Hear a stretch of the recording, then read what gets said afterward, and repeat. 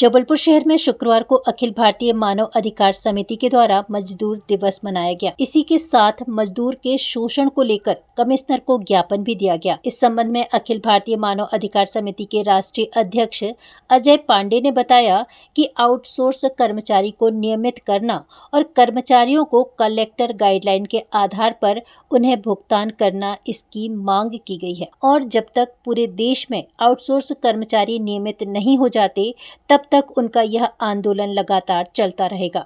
उन्होंने राजनेताओं और सरकार में बैठे मंत्रियों को चेतावनी देते हुए कहा कि जब तक भारत में मजदूर गरीब रहेगा तब तक भारत फिर से सोने की चिड़िया नहीं बनेगा। मजदूरों का शोषण बंद किया जाए और उन्हें कलेक्टर गाइडलाइन के आधार पर भुगतान किया जाए। पूरे देश में आउटसोर्स कर्मचारियों को नियमित कराने तथा उनको कलेक्टर का रेट दिलाने के लिए हम लोग पुरजोर गांधीवादी तरीके से विरोध भी कर रहे हैं, अपनी आपत्ति भी दर्ज करा रहे हैं।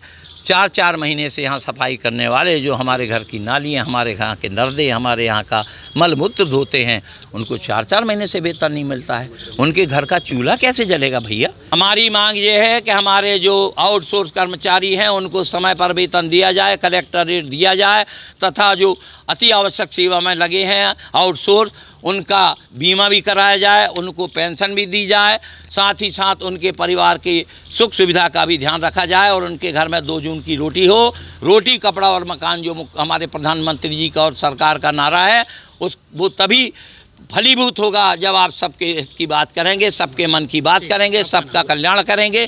और इसके साथ ही साथ मैंने एक बात और इसमें जोड़ी है जो कल भी बोला था कि जितने भी संविदा कर्मी हैं उनको नियमित कर नई पोस्ट नॉर्म्स के आधार पर सृजित की जाए।